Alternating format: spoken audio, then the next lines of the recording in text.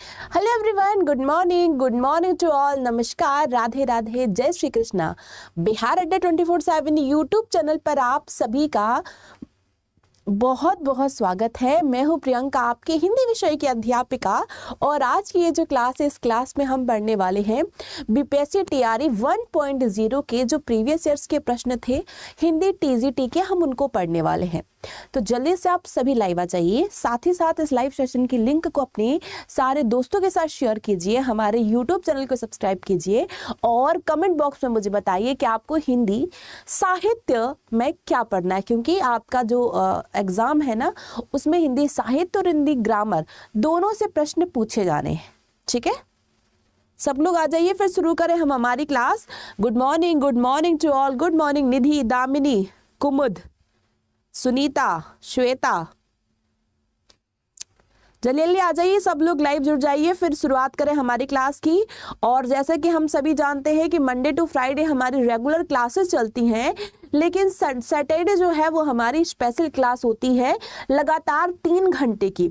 तो जल्दी ही मैं उसका समय देख के आप लोगों को बता दूंगी कि तो जो वो 3 घंटे होते हैं ना हमारी क्लास के, वो बहुत ज़्यादा इंपॉर्टेंट होते हैं। तो कोशिश करो सब लोग कि मैराथन की क्लासेस को कोई भी मिस ना करे।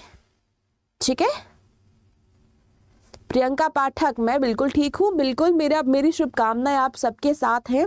मेहनत कीजिए, अच्छे से पढ़िए। ठीक है, ट्रिक के साथ पढ़ाएं, याद हो जाएगा। मीरा आनंद, ठीक है। चलिए तो शुरुआत कर देते हैं हम हमारी क्लास की।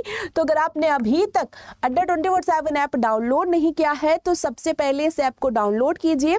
आप देख सकते हैं इस ऐप में बहुत सारे फीचर्स हैं जो एक स्टूडेंट के लिए बहुत ही ज़्यादा यूजफुल है। और हमारे साथ जुड़े रहने के लिए बिहार अड्डा 24/7 यूट्यूब चैनल को सब्सक्राइब कीजिए। इस चैनल पर बिहार से संबंधित हर एक परीक्षा की तैयारी करवाई जाती है। ठीक है, अब ऐसे स्टूडेंट जो अब इतना कम टाइम है, ठीक है, हम सभी जानते हैं कि टीआरई एग्जाम में बहुत कम टाइम बचा हुआ है और हमें बहुत ज़्यादा पढ़ना है, डिटेल से पढ़ना है। तो अब ऐसी परिस्थिति में ऐसे स्टूडेंट हैं जो डिटेल से बहुत ही बेसिक से पढ़ना चाहते हैं, वो हमारे एप्लीकेशन से पढ़ सकते हैं। हमारी पेड क्लासेस भी चलती हैं। ठीक है, जिस पेड क्लासेस में हमारी जो होती है वो अड्डा 24/7 एप्लीकेशन से होती है। एप्लीकेशन की जो क्लासेस है उसमें आपको हर एक टॉपिक पढ़ाया जाता है बहुत ही ज़्यादा डिटेल से, और हर एक विषय पढ़ाया जाता है। तो आपका जो 120 नंबर का पेपर है उसमें 80 नंबर का भी एग्जाम की तैयारी होगी और आपके 40 नंबर के एग्जाम की भी तैयारी होगी। तो जैसे मैंने लास्ट एग्जाम से कुछ स्टूडेंट्स का सर्वे किया है तो मुझे पता चला है कि जो स्टूडेंट है वो 80 नंबर का एग्जाम में तो कॉन्फिडेंट रहते हैं, लेकिन जो बाकी बचे 40 नंबर उनमें अक्सर बच्चे गलतियां करते हैं और एक नंबर से चूक जाते हैं।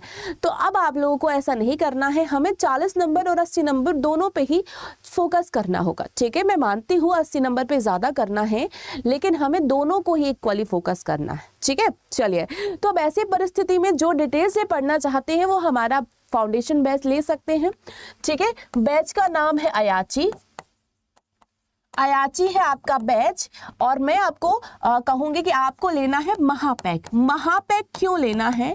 ताकि उस महापैक में आपको लाइव क्लासेस के साथ साथ सारे रिकॉर्डेड लेक्चर्स भी मिले और आपको बहुत सारे मॉक टेस्ट भी मिले। ठीक है, तो अब आपको वो कितने का पड़ेगा? वो पड़ेगा 2700 रुपए का, जिसमें आपको लाइव क्लासेस मिलेंगी, सारे रिकॉर्डेड लेक्चर्स मिलेंगे सारे, और साथ ही साथ आपको मॉक टेस्ट भी मिलेंगे।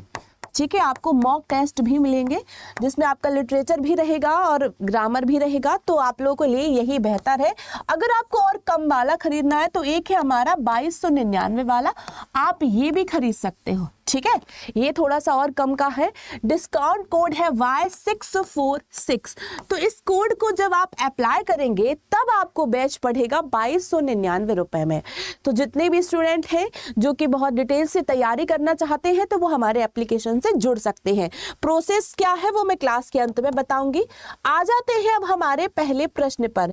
तो ये जितने भी प्रश्न हैं आप गौर करेंगे, वो सभी प्रश्न जो हैं वो हमारे 1.0 के प्रीवियस ईयर्स के क्वेश्चंस पेपर है। ठीक है, अब यहाँ पर अगर हम देखेंगे राजस्थानी भाषा का उद्भव किस अपभ्रंश से हुआ है, ठीक है। तो थोड़ा सा इसके बारे में मैं डिटेल से पढ़ाना चाहूंगी। आप पढ़ेंगे कि जब हिंदी भाषा की 5 उपभाषाएं होती हैं, ठीक है, 5 उपभाषा होती है, जिसमें आपकी सबसे पहले आती है पूर्वी हिंदी, ठीक है, गौर से सुनना, एग्जाम में प्रश्न पूछा जाता है। पूर्वी हिंदी के बाद आती है आपकी पश्चिमी हिंदी, ठीक है, पूर्वी हिंदी, फिर पश्चिमी हिंदी, फिर आ जाती है आपकी राजस्थानी, ठीक है, राजस्थानी के बाद आती है आपकी बिहारी, और फिर आ जाती है आपकी पहाड़ी हिंदी, ठीक है। तो आप लोगों को इसके अपभ्रंश मतलब ये जो भाषाएं हैं वो कहाँ से आई है ये पता होना चाहिए। जैसे जो पूर्वी हिंदी है वो अर्धमागधी अपभ्रंश से विकसित हुई है, ठीक है, अर्धमागधी अपभ्रंश। पश्चिमी हिंदी और राजस्थानी जो है ये दोनों हमारी सौरसैनी अपभ्रंश से विकसित हुई है, ठीक है। बिहारी जो है वो मागधी अपभ्रंश से विकसित हुई है, और पहाड़ी जो है वो खस अपभ्रंश से विकसित हुई है, ठीक है। अब इनके अपभ्रंश के अलावा भी आप लोगों को इनकी प्रमुख बोलियां पता होना चाहिए। जैसे पूर्वी हिंदी के अंतर्गत कौन कौन सी बोली आएगी ये आपको पता होना चाहिए। पश्चिमी हिंदी के अंतर्गत राजस्थानी, बिहारी, पहाड़ी। तो यहाँ पर अगर हम देखें तो बिहारी हिंदी के अंतर्गत आती है आपकी मगही, मैथिली और भोजपुरी। ध्यान से सुनना, मगही आती है, ठीक है, मैथिली आती है आपकी बोली, और ये आती है आपकी भोजपुरी। ये है आपका बिहारी हिंदी, ठीक है। फिर इसके बाद पहाड़ी हिंदी कौन कौन सी हो जाएगी, वो हो जाएगी आपकी गढ़वाली हिमाचल में, उत्तराखंड में बोली जाती है, और फिर होती है आपकी कुमाऊनी, ठीक है, कुमाऊनी। चलिए अब इसके बाद हम आ जाएंगे पश्चिमी हिंदी अर्धमागधी पे, तो ये हो जाएगी आपकी बघेली, ठीक है, बघेली, अवधी और छत्तीसगढ़ी, ठीक है। पश्चिमी हिंदी के अंतर्गत कौन कौन सी आ जाएगी, तो ये आ जाएगी आपकी ब्रजभाषा, ठीक है, खड़ी बोली, ब्रजभाषा, खड़ी बोली, बुंदेली। इसके बाद अगर हम देखेंगे तो राजस्थानी के अंतर्गत मारवाड़ी आ जाएगी, ठीक है, मेवाती आ जाएगी, निमाड़ी आ जाएगी, जयपुरी। तो ये कुछ बेसिक से कॉन्सेप्ट है जिनसे हर एक परीक्षा में क्वेश्चंस पूछे जाते हैं। तो आपको पता होना चाहिए कि हिंदी भाषा की 18 बोलियां हैं, 22 भाषा हैं और 5 उपभाषाएं हैं। पूर्वी हिंदी, पश्चिमी हिंदी, राजस्थानी हिंदी, बिहारी हिंदी और पहाड़ी हिंदी। तो सबसे पहले आप लोग इसका स्क्रीनशॉट लो, जितने स्टूडेंट इसका स्क्रीनशॉट लेके रखेंगे, ठीक है। चलिए, वेरी गुड। अब प्रश्न पे आएंगे हम। तो प्रश्न पूछा है राजस्थानी का उद्भव कहां से हुआ है, तो राजस्थानी का उद्भव हुआ है सौरसैनी से। अब है आपका ब्रांचड़, ठीक है, तो आप पढ़ेंगे जो सिंधी भाषा का विकास इससे हुआ है, ब्रांचड़ से, ठीक है। अर्धमागधी से विकसित हुई है आपकी पूर्वी हिंदी, ठीक है। चलिए अब आ जाएंगे हम हमारे अगले प्रश्न पर। तो हमारा अगला प्रश्न पूछा गया है राजभाषा आयोग के प्रथम अध्यक्ष कौन थे। सभी को जवाब देना है। राजभाषा आयोग के प्रथम अध्यक्ष AP Sharma, BG Varghese, BG खैर, ठीक है। तो वो थे बाल गंगाधर खैर, ठीक है। राजभाषा आयोग के जो प्रथम अध्यक्ष थे वो थे बाल गंगाधर खैर, जिसको हम कहेंगे यहाँ पर BG खैर। तो विकल्प C हमारा सही जवाब हो जाएगा। विकल्प C is the right answer. राजभाषा आयोग के प्रथम अध्यक्ष थे बाल गंगाधर खैर। विकल्प C हमारा सही जवाब हो जाएगा। Very good everyone, very good. चलिए अगले प्रश्न पे आएंगे। तो प्रश्न है निम्न में से कौन सी बोली है जो आपकी पश्चिमी हिंदी की नहीं है, ठीक है। ब्रजभाषा, बांगरू, कन्नौजी, बताइए। चलिए मंजू 6 to 8 के लिए पढ़ सकते हैं। और क्या 6 to 8 में क्या लैंग्वेज हिंदी से फॉर्म भर सकते हैं? हाँ मंजू कुमारी, 6 to 8 के लिए भी आप पढ़ाई कर सकते हैं क्लास में, और 6 to 8 का भी आप फॉर्म भर सकते हैं। 6 to 8 के लिए एलिजिबिलिटी होनी चाहिए आपका उस विषय में ग्रेजुएशन हो या स्नातक हो, सीटेट जो है वो क्वालिफाई हो, सीटेट क्वालिफाई हो, साथ ही साथ आपका बीएड हो या डीएलएड होना चाहिए, ठीक है। चलिए अब यहाँ पर हम देखेंगे तो क्या लिखा है, निम्नलिखित में से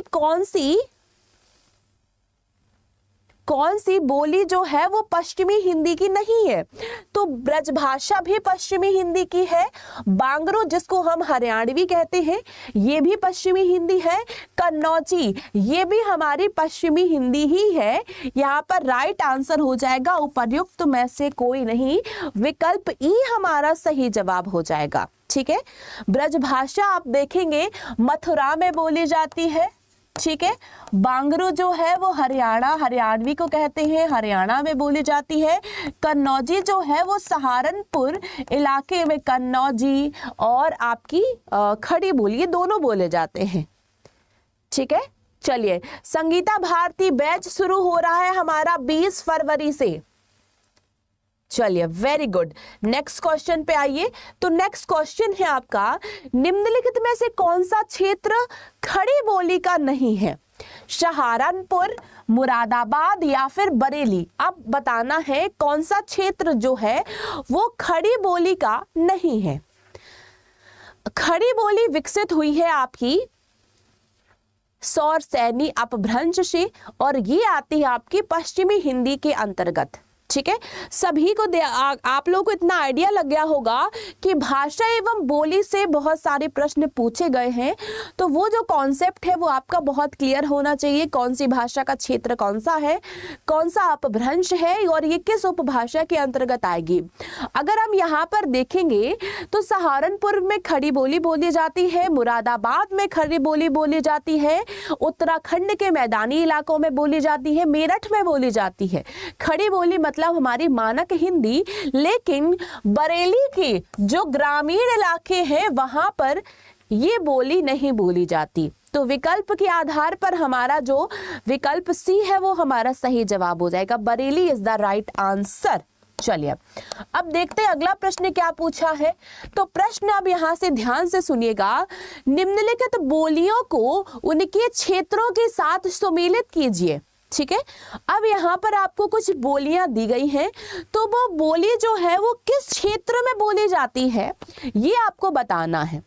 सभी को जवाब देना है, जितने भी स्टूडेंट्स हैं सभी रिप्लाई करेंगे। तो हम यहाँ पर देखेंगे कि जो छत्तीसगढ़ी है वो बिलासपुर में बोली जाती है, बिलासपुर, भिलाई, रायपुर, छत्तीसगढ़, दुर्ग। ठीक है, ये बिलासपुर हो जाएगी। बुंदेली है वो बोली जाती है झांसी और भोपाल इलाके में, झांसी में, भोपाल में, ग्वालियर में, छतरपुर में। ठीक है, अब यहाँ पर हम देखें तो ये राइट यहाँ पर अवधी बोली जाती है इलाहाबाद में और ब्रजभाषा बोली जाती है मथुरा में। ठीक है, तो यहाँ पर सही जवाब हो जाएगा, यहाँ पर ये हो जाएगा सही मिलान। ठीक है, मैम बरेली से हूँ। ठीक है, मैं बरेली से हूँ बोली जाती है। गुड़िया शर्मा, बरेली की बहुत कम इलाकों में बोली जाती है, लेकिन बरेली के जितने भी ग्रामीण इलाके हैं वहां पर खड़ी बोली नहीं बोली जाती है। ठीक है, चलिए पेड क्लास की बात कर रहे हैं, तो जो पेड क्लास है वो हमारी 20 फरवरी से शुरू हो जाएगी। ठीक है, 20 फरवरी से। चलिए अब नेक्स्ट क्वेश्चन पर आते हैं। तो क्वेश्चन है हमारा, हिंदी भाषा के विकास के लिए विशेष निर्देश भारत के संविधान के किस अनुच्छेद में है? तो अगर आप लोग जिन्होंने बीपीएससी 2.0 दिया था तो मैंने ये चीजें डिटेल में पढ़ाई हुई है कि किस प्रकार से अनुच्छेद 1951 के अंतर्गत, ठीक है, अनुच्छेद 1951 के अंतर्गत जो हमारी हिंदी भाषा को हमारी हिंदी भाषा के विकास के निर्देश दिए गए हैं। ठीक है, और आप पढ़ेंगे अनुच्छेद 343 के अंतर्गत हिंदी भाषा को और लिपि हमारी राजभाषा हिंदी चुनी गई थी और हमारी जो लिपि है वो देवनागरी लिपि चुनी गई थी और उसके बाद फिर जो हमारी हिंदी भाषा है वो कार्यालयी कार्यों में मानक रूप से प्रयोग में आने लगी। ठीक है, चलिए यहाँ पर राइट आंसर हो जाएगा अनुच्छेद 351, क्योंकि यहाँ पर पूछा गया है कि भाषा के विकास के विशेष निर्देश, तो राइट आंसर हो जाएगा विकल्प ए अनुच्छेद 351। ठीक है, मीरा आनंद 343 के तहत उनको राजभाषा का दर्जा दिया गया था हिंदी को। ठीक है, चलिए वेरी गुड। नेक्स्ट क्वेश्चन पे आ जाते हैं। तो नेक्स्ट क्वेश्चन है अब हमारा, अब तक की जानकारी के अनुसार हिंदी भाषा में हिंदी साहित्य के इतिहास लेखन का सबसे पहला प्रयास किस विद्वान का है? हम पढ़े हुए हैं, हिंदी साहित्य का काल विभाजन भी पढ़ा हुआ है और ये भी पढ़ा हुआ है कि हिंदी साहित्य जो है उसका जो इतिहास ग्रंथ है वो बहुत सारे लेखकों के द्वारा लिखा गया है। सबसे पहले लिखा था गार्शा द ताशी ने फ्रेंच भाषा में। सबसे पहले फ्रांस के राइटर गार्शा द ताशी ने हिंदी भाषा का इतिहास ग्रंथ लिखा हुआ था फ्रेंच भाषा में। लेकिन हमसे यहाँ पर क्या पूछा गया है, सबसे पहले हिंदी भाषा का ग्रंथ हिंदी में किसने लिखा हुआ था? जॉर्ज ग्रियर्सन, शिव सिंह सेंगर या फिर रामचंद्र शुक्ल? ठीक है, तो जॉर्ज ग्रियर्सन ने लिखा हुआ था the modern vernacular literature of Hindustan, और दूसरा जो लिखा हुआ था वो लिखा हुआ था शिव सिंह सेंगर ने शिव सिंह सरोज के नाम से लिखा हुआ था। इसका नाम क्या था? वो था शिव सिंह सरोज। तो विकल्प बी हमारा राइट आंसर हो जाएगा। रामचंद्र शुक्ल का इतिहास ग्रंथ है हिंदी शब्द सागर की भूमिका। विकल्प बी शिव सिंह सेंगर द्वारा रचित जो ग्रंथ था वो हिंदी साहित्य का हिंदी भाषा में प्रथम ग्रंथ था। ठीक है, चलिए अगले प्रश्न पर आइए। तो प्रश्न है हमारा, चित्तवृत्तियों की परंपरा को परखते हुए साहित्य परंपरा के साथ सामंजस्य दिखाना ही साहित्य का इतिहास कहलाता है। ये जो विचार है वो किस विद्वान का है? ऐसा किसने कहा है कि चित्तवृत्तियों की परंपरा को परखते हुए ही साहित्य परंपरा के साथ सामंजस्य दिखाना, तालमेल बिठाना ही हिंदी साहित्य का इतिहास है? बताइए, सभी लोगों को आंसर देखना होगा। क्या हो जाएगा इसका राइट आंसर? ये प्रश्न PYQ है, पूछा जा चुका है और इसका सही जवाब है आचार्य रामचंद्र शुक्ल। ये जो कथन है ये आचार्य रामचंद्र शुक्ल का कथन है। अब यहाँ से आपको पता चल गया है कि जितने भी महत्वपूर्ण कथन हैं जो कि विद्वानों के द्वारा कहे गए हैं आपको वो भी पढ़ने हैं। ठीक है, चलिए अब अगले प्रश्न पर आइए। प्रश्न है, मिश्र बंधु द्वारा लिखित हिंदी नवरत्न में इनमें से किस कवि को स्थान नहीं मिला है? ठीक है, मिश्र बंधु द्वारा रचित आपने पढ़ा होगा श्याम बिहारी, गणेश बिहारी और सुखदेव बिहारी, ये 3 भाई हुआ करते थे जिनका इतिहास ग्रंथ है मिश्र बंधु विनोद के नाम से, जिन्होंने लिखा हुआ था हिंदी नवरत्न। ठीक है, तो यहाँ पर अगर हम देखेंगे तो राइट आंसर हो जाएगा मलिक मोहम्मद जायसी। हिंदू नवरत्न में गोस्वामी तुलसीदास को स्थान दिया गया था, सूरदास को स्थान दिया गया था, लेकिन मलिक मोहम्मद जायसी को स्थान नहीं दिया गया था। तो विकल्प यहाँ पर सी सही जवाब हो जाएगा। फिर इसके बाद प्रश्न है, पंडित विश्वनाथ प्रसाद मिश्र ने उत्तरकाल को किस नाम से अभिहित किया है? अब आप लोगों को पता होगा कि आदिकाल को बहुत सारे नामों के द्वारा जाना जाता है, तो आपको पता होना चाहिए कि किस लेखक ने आदिकाल को क्या नाम दिया। ठीक है, ठीक उसी प्रकार रीतिकाल को भी 3-4 नाम से जाना जाता है, तो किस लेखक ने उसको क्या नाम दिया, इस पे हमारी कमांड अच्छी होनी चाहिए। अगर यहाँ पर देखें हम श्रृंगार काल, रीतिकाल और कला काल, तो पंडित विश्वनाथ प्रसाद ने उत्तर मध्यकाल, जिसको रीतिकाल कहा जाता है, उत्तर मध्यकाल को रीतिकाल कहा जाता है, रीतिकाल को उन्होंने श्रृंगार काल नाम दिया हुआ था। विकल्प यहाँ पर ए हमारा सही जवाब हुआ हो जाएगा। ठीक है, उत्तर मध्यकाल को श्रृंगार काल नाम दिया था। इसके बाद प्रश्न है, भारतीय पत्रकारिता का पितामह किसे माना जाता है? भारतीय पत्रकारिता का पितामह, भारत में पत्रकारिता का आरंभ किसने किया? जेम्स हिक्की, गणेशशंकर विद्यार्थी या फिर पंडित मदन मोहन मालवीय? बताइए। चलिए मैम, मेरा हिंदी लैंग्वेज 2 ईयर का था, तो क्या, हाँ, अगर आपका हिंदी लैंग्वेज अगर सब्सिडरी है और आपने 2 वर्ष या उससे अधिक पढ़ा है तो आप हिंदी का एग्जाम देने के लिए एलिजिबल हैं। ठीक है, दिलीप शुक्ला, हाँ डोंट वरी, कम समय में आपका सिलेबस कंप्लीट हो जाएगा, क्योंकि मैं आप लोगों को वन लाइनर फॉर्म में पढ़ाने वाली हूँ, ठीक है। और मोस्ट ऑफ द स्टूडेंट वही है इस बार बीपीएससी टीआरई 3.0 में, वही लोग बैठ पाएंगे जो कि 2.0 में जिनका सिलेक्शन नहीं हुआ है। आप लोगों के पास उतना ज्यादा कंपटीशन नहीं है, क्योंकि नए जो कैंडिडेट हैं जिन्हों उनको एग्जाम देने नहीं मिलेगा, क्योंकि उनका जो एस्टेट है वो क्वालिफाई नहीं है, और एस्टेट अपीयरिंग वालों को मौका नहीं दिया गया है, ठीक है। तो अब आपके पास कंपटीशन जो है वो कम है, सिर्फ वही स्टूडेंट बैठेंगे परीक्षा में जो 2.0 दे चुके हैं, ठीक है। तो उस हिसाब से आपको पढ़ना है। बहुत सारे स्टूडेंट हैं जो 2-2, 3-3 नंबर से रुके हुए हैं, उनका जो बेस है वो बहुत स्ट्रांग है, बहुत मजबूत है, तो अब उनके साथ आपको कंपीट करना है, ठीक है। तो इस हिसाब से आप पढ़ाई करिए। चलिए, और महापैक में टीजीटी का जो क्लास है वो 20 फरवरी से शुरू होगा। 20 फरवरी से हमारी कक्षाएं जो हैं आरंभ हो जाएंगी। वन लाइनर फॉर्म में आपको पढ़ाएंगे, तो सारा कंटेंट आपको पढ़ाया जाएगा, ठीक है। लिखा हुआ है भारतीय पत्रकारिता का पितामह, तो वो कहा जाता है जेम्स हिक्की को। विकल्प ए हमारा राइट आंसर हो जाएगा, जेम्स हिक्की, वेरी गुड। चलिए, अगला जो प्रश्न है वो है, तात्पर्य यह है कि छायावाद जिस आकांक्षा का परिणाम था उसका लक्ष्य केवल अभिव्यंजना की रोचक प्रणाली का विकास था, ठीक है। छायावाद के संबंध में यह जो कथन है वो किस विद्वान के द्वारा कहा गया है? डॉक्टर नगेंद्र, शांति प्रिय द्विवेदी या रामचंद्र शुक्ल? बताइए। खुशबू जी, मुझे पता है क्या एक नंबर से नहीं हुआ आपका, ऐसे बहुत सारे स्टूडेंट जो 1-1, 2-2 नंबर से रुके हैं।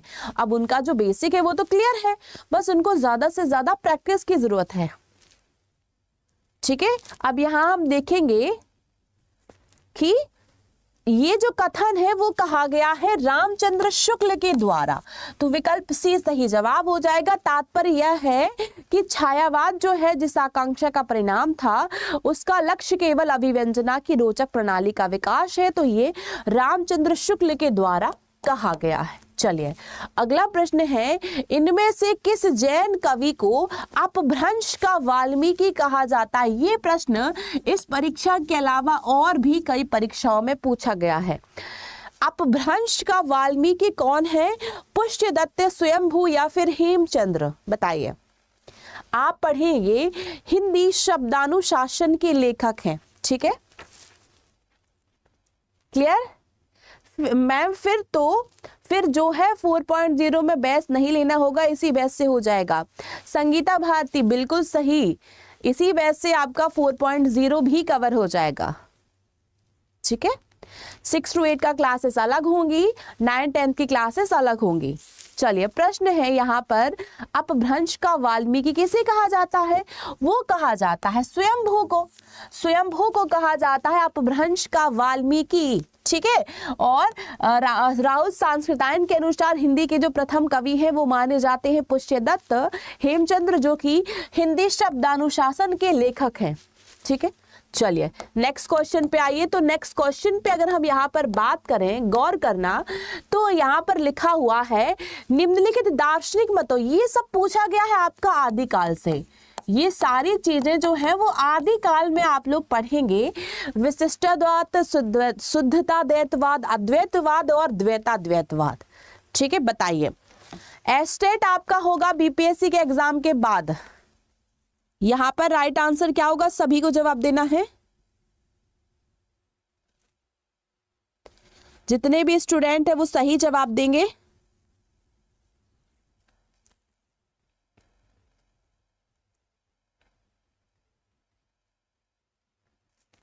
ठीक है, तो यहां पर अगर हम देखें तो विशिष्टाद्वैत के बाद है रामानुजाचार्य। कौन है? रामानुजाचार्य हैं।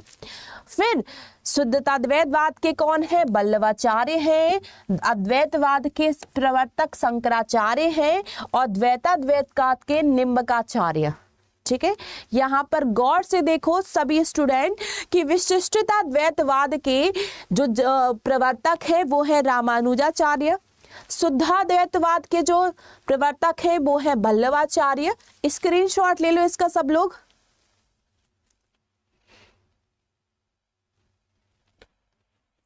दिव्या तिवारी क्लासेस ले लो आप, क्योंकि मैं इस बार ज्यादा से ज्यादा एमसीक्यूज कराऊंगी, ठीक है। चलिए, हाँ इस बार पूरा पढ़ना है, हम अच्छे से पढ़ाएंगे आपको। यहां पर गौर कीजिए और जल्दी से इसका स्क्रीनशॉट लीजिए।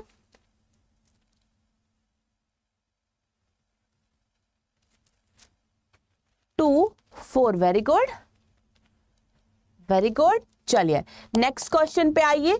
तो नेक्स्ट क्वेश्चन है अब हमारा, प्रगतिवाद केवल साम्यवादी मार्ग को ही अपनाने के लिए विवश है, जबकि प्रगतिशील किसी भी वाद विशेष से आबद्ध नहीं होता है। बताइए।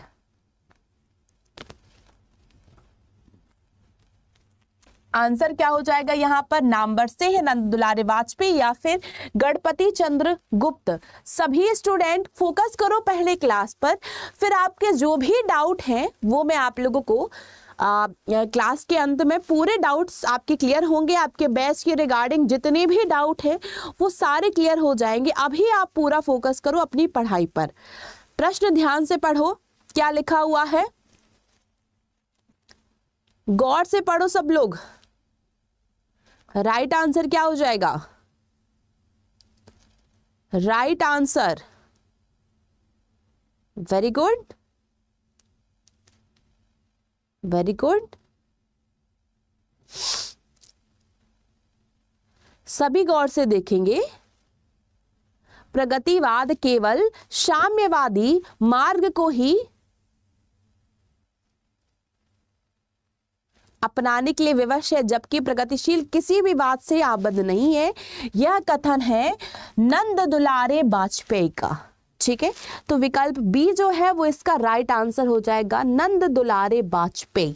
चलिए अब अगले प्रश्न पर आ जाइए। तो हमारा अगला प्रश्न है, प्रपद्यवाद के अंतर्गत इनमें से किस रचनाकार का नाम सम्मिलित नहीं है?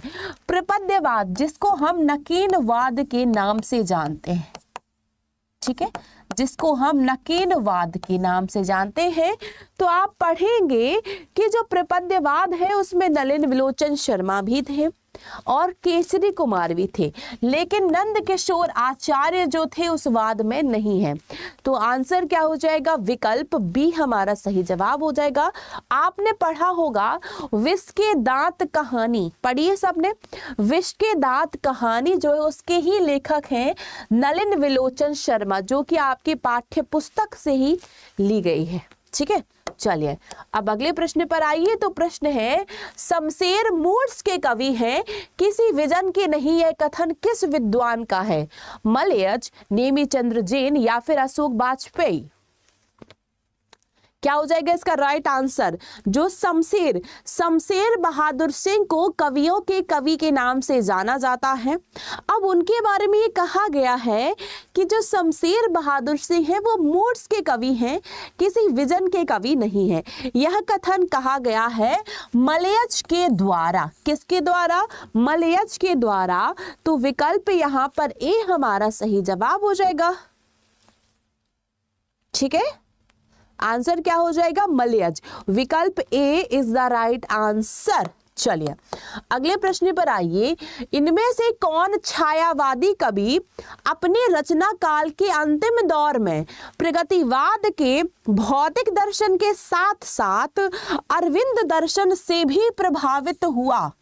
जयशंकर प्रसाद, सुमित्रानंदन पंत या फिर सूर्यकांत त्रिपाठी निराला? बताइए।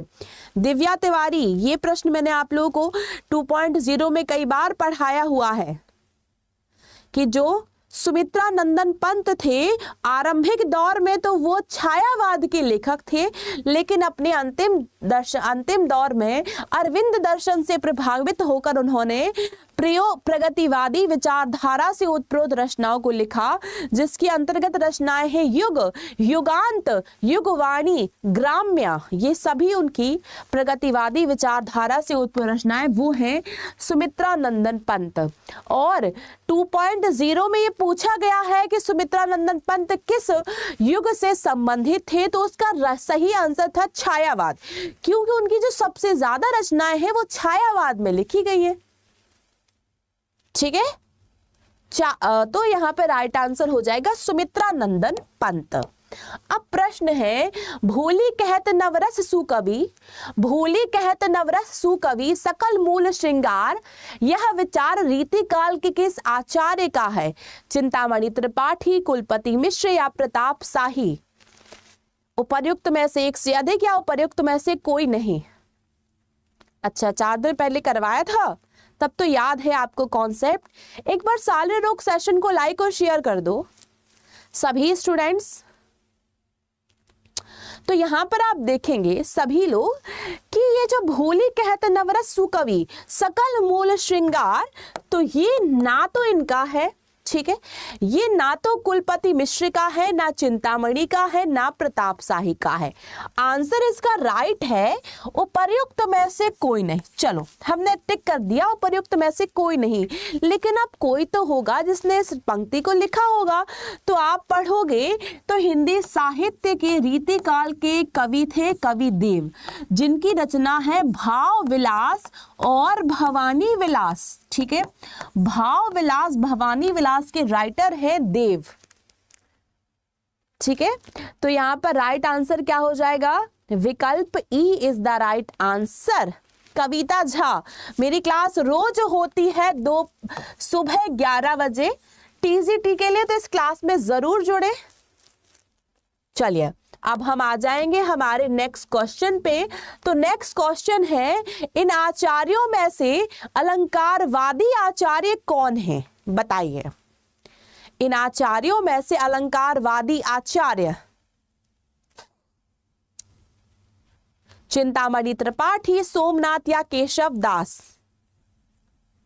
चलिए very good Kavita, don't worry, अब 2 नंबर हम इतना पढ़ लेंगे, अब 2 नंबर भी नहीं छूटेगा, ठीक है। आपने ये क्वेश्चन पढ़ा होगा, बताइए।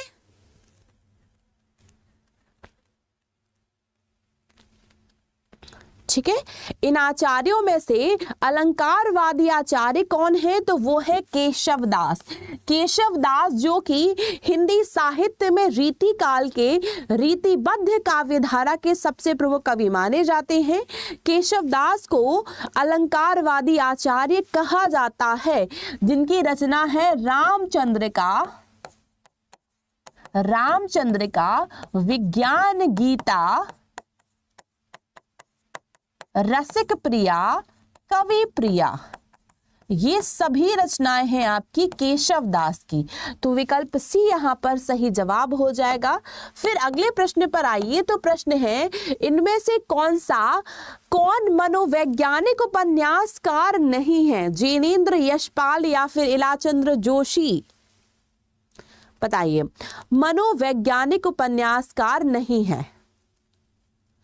जितने भी स्टूडेंट है वो सभी कोशिश करें कमेंट बॉक्स में आंसर देने की, ताकि आपका अगर गलत उत्तर भी आ रहा है तो आपको नई चीज सीखने मिल रही है। और नोट्स बनाया करो, स्क्रीनशॉट ले लो, फिर नोट्स बना लो, ठीक है। तो इनमें से कौन है जो मनोवैज्ञानिक उपन्यासकार नहीं है? जैनेन्द्र कुमार, यशपाल या फिर इलाचंद्र जोशी? तो जैनेन्द्र जी तो है, आपने पढ़ा होगा इनके बारे में, ठीक है।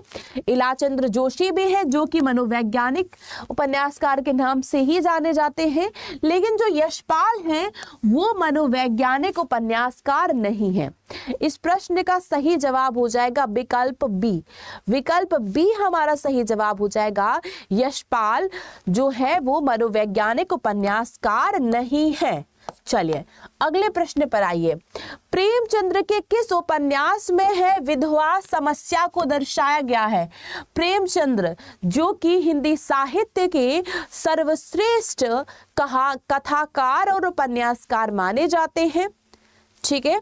गबन गोदान रंगभूमि, तो प्रेमचंद्र के किस उपन्यास में विधवा समस्या बताई गई है? बताइए। गबन गोदान रंगभूमि। भोला प्रसाद, 11 बजे से 12 बजे तक बस क्लास होगी। अलका सोनी, अभी कोई भी क्लास स्टार्ट नहीं हुई है, 20 फरवरी से क्लास स्टार्ट होगी। चलिए, प्रेमचंद के किस उपन्यास में विधवा समस्या है? तो यहाँ आप गौर करेंगे गबन, गोदान, रंगभूमि, तो इनमें से कोई नहीं। सही जवाब क्या हो जाएगा? उपर्युक्त में से कोई नहीं। प्रेमचंद्र का जो उपन्यास था प्रेमा नाम से, प्रेमा नाम से उनका एक उपन्यास है, उसमें उन्होंने विधवा समस्या को उजागर किया है। तो विकल्प यहाँ पर ई हमारा राइट आंसर हो जाएगा, क्योंकि ना तो गबन है, ना ही गोदान है, ना ही रंगभूमि है। सही जवाब है हमारा प्रेमा। विकल्प जो ई है वो हमारा राइट आंसर हो जाएगा। ठीक है, प्रेमा। स्क्रीनशॉट ले लो इसका, जितने भी स्टूडेंट है सभी इसका स्क्रीनशॉट लेंगे।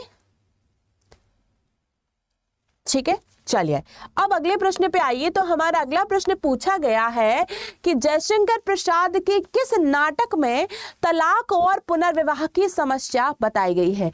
ये सब आप लोगों ने अपनी ग्रेजुएशन के टाइम में पढ़ा होगा ग्रेजुएशन के टाइम में। जयशंकर प्रसाद के नाटक चंद्रगुप्त, स्कंदगुप्त, जन्मेजय का नाग यज्ञ, ध्रुव स्वामिनी।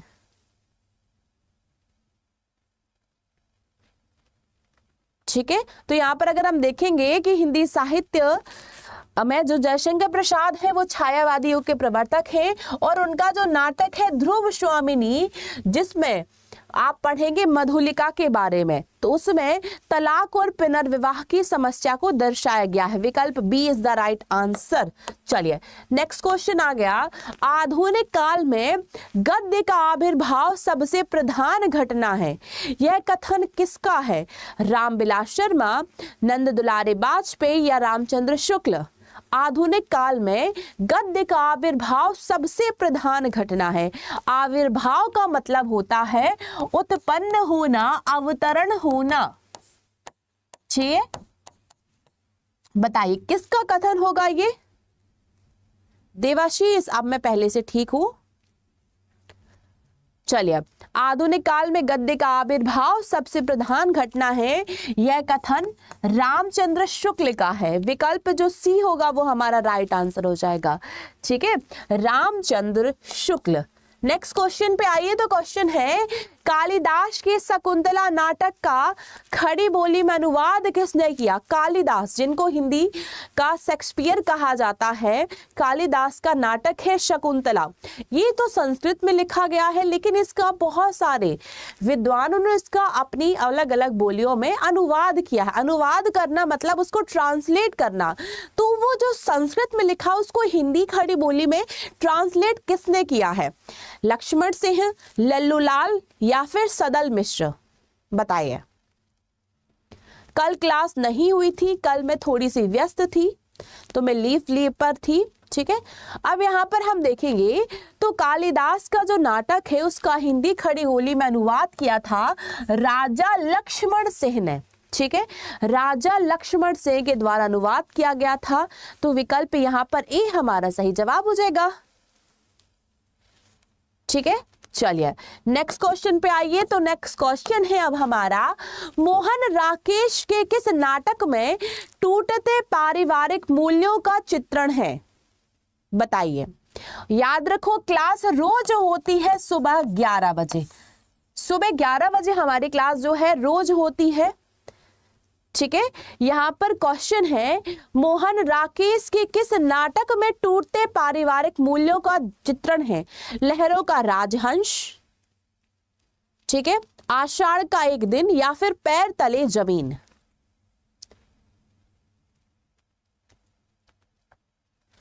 देखो यहां पर कि ना तो लहरों का राजहंस है, ना आषाढ़ का एक दिन है, ना पैर तले जमीन, बल्कि वो है उनका आधे अधूरे। ठीक है, क्या है? आधे अधूरे नामक रचना। ठीक है, तो विकल्प ई यहां पर सही जवाब हो जाएगा। विकल्प ई। बीपीएससी पेपर 1 और पेपर 2 दोनों का करवा दिया है शैलेंद्र जी, दोनों करवा दिए हैं मैंने। पेपर 1 भी करा दिया है, 2 भी करा दिया है। चलिए, कौमुदी महोत्सव एकांकी किस सम्राट के काल को चित्रित करती है? कौमुदी महोत्सव जो कि एक एकांकी है। अब इसमें पूछा गया है कि उस एकांकी में किस सम्राट के काल, किस सम्राट के समय को बताया गया है, बताइए। सभी को जवाब देना है, सम्राट अशोक, सम्राट चंद्रगुप्त या फिर सम्राट समुद्रगुप्त। सभी को बताना है, ठीक है। यहां पर सही जवाब हो जाएगा सम्राट चंद्रगुप्त। विकल्प यहां पर सी हमारा सही जवाब हो जाएगा। सम्राट चंद्रगुप्त का समय था जब कौमुदी महोत्सव एकांकी के बारे में बताया गया है। चलिए अगले प्रश्न पे आइए। तो प्रश्न है आपका, इनमें से कौन प्रगतिवादी परंपरा का कहानीकार नहीं है? प्रगतिवादी परंपरा, इलाचंद्र जोशी, प्रियशपाल या फिर रांगे राघव, बताइए। अब यहां पर हम हर एक विकल्प को देखेंगे। तो अभी अभी हमने क्या पढ़ा है कि यशपाल जोशी थे, वो थे मनोवैज्ञानिक उपन्यासकार। सॉरी, यशपाल नहीं, आपका इलाचंद्र जोशी।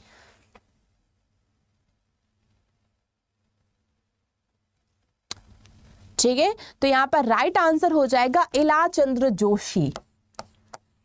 प्रगतिवादी परंपरा का कहानीकार नहीं है, वो है इलाचंद्र जोशी। शेष जो है वो सभी इसके कहानीकार है। ठीक है, चलिए नेक्स्ट क्वेश्चन पे आइए। तो नेक्स्ट क्वेश्चन है, जिंदगी और गुलाब के फूल, ठीक है, जिंदगी और गुलाब के फूल यह प्रसिद्ध कहानी संकलन किसका है? मन्नू भंडारी, कृष्णा शोभती या शिवानी जी का, बताइए। सभी को जवाब देना है। जिंदगी और गुलाब के फूल किसका है ये?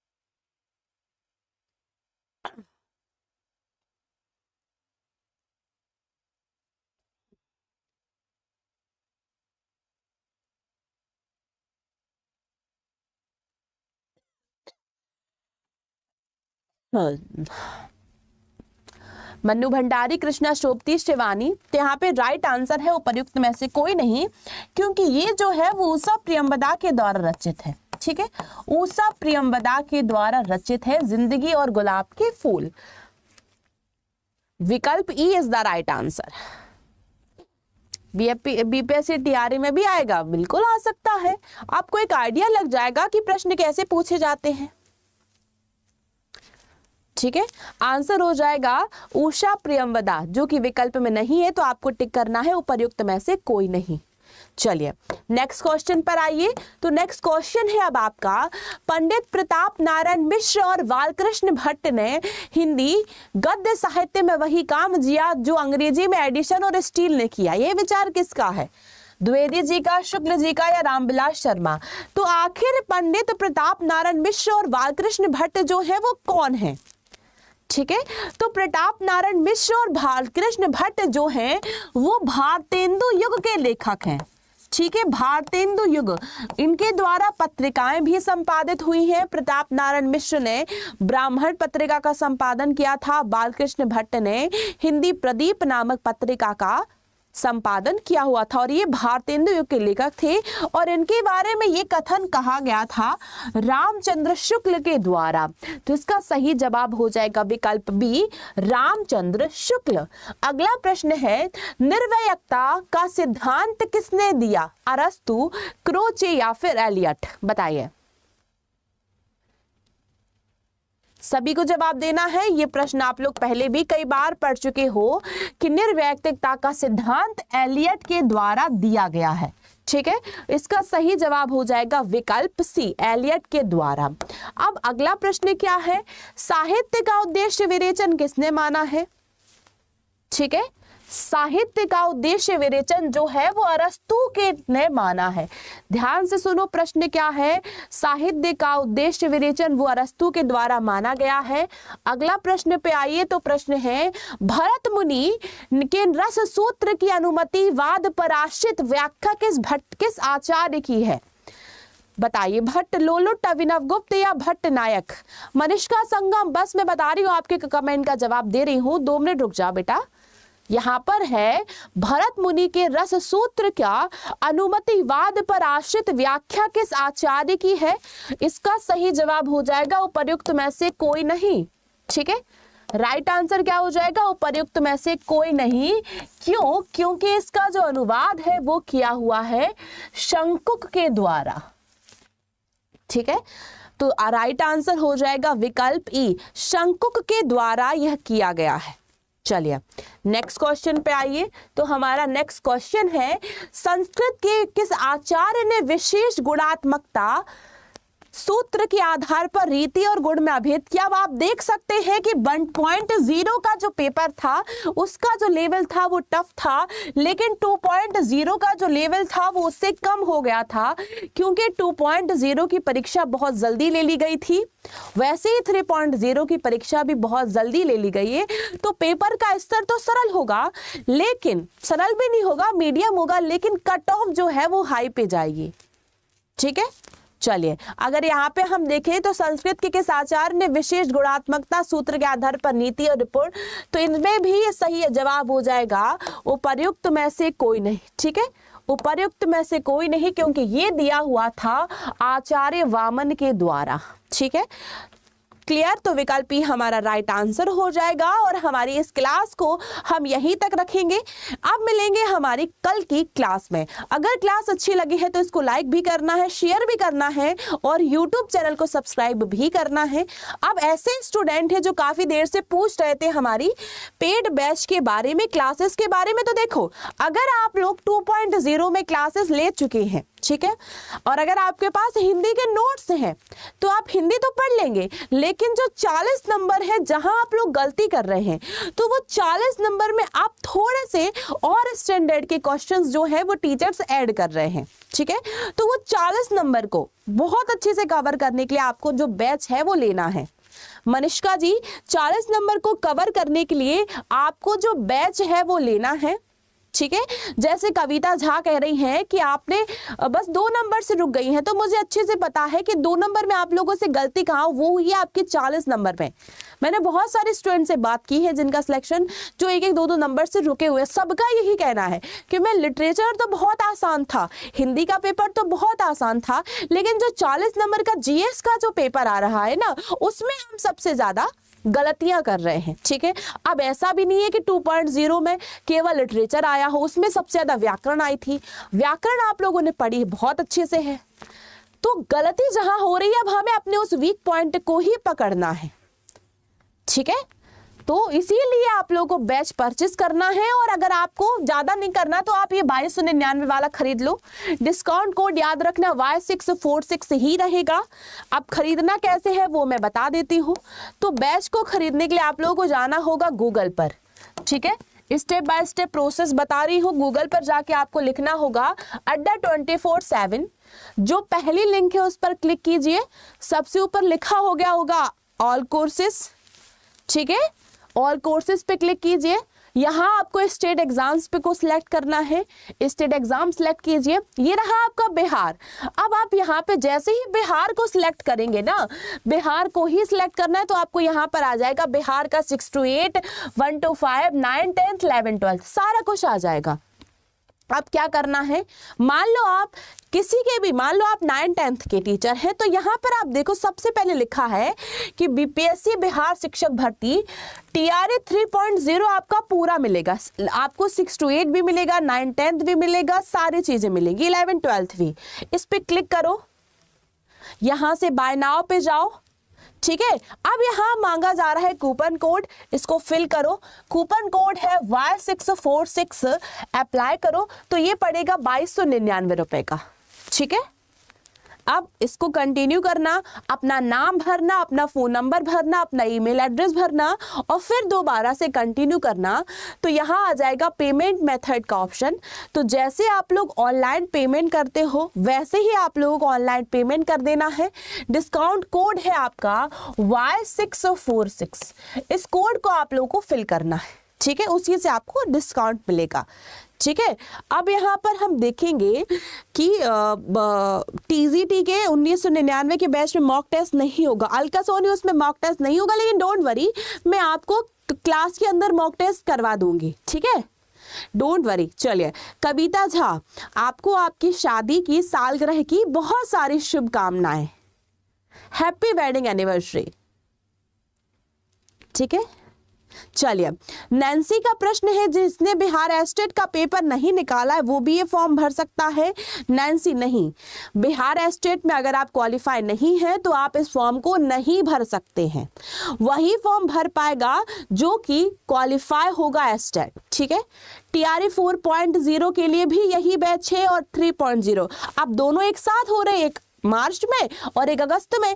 तो जो अगस्त वाले तैयारी करें उनके पास थोड़ा सा ज्यादा समय है, अभी से आपकी पेड क्लासेस जो है शुरू होंगी तो लास्ट तक चलेंगी, ठीक है। आव्या, कल क्लास नहीं चली थी मेरी। चलिए, तो हमारी जो आज की क्लास थी यही तक थी। उम्मीद है क्लास अच्छी लगी होगी। अगर क्लास अच्छी लगी तो इसको लाइक भी करें, शेयर भी करें, यूट्यूब चैनल को सब्सक्राइब भी करें, और अगर आप हमारे एप्लीकेशन से जुड़ना चाहते हैं तो यही उसकी प्रोसेस है, यही उसका डिस्काउंट कोड है, तो आप ले सकते हैं। चलिए, bye bye everyone, thank you.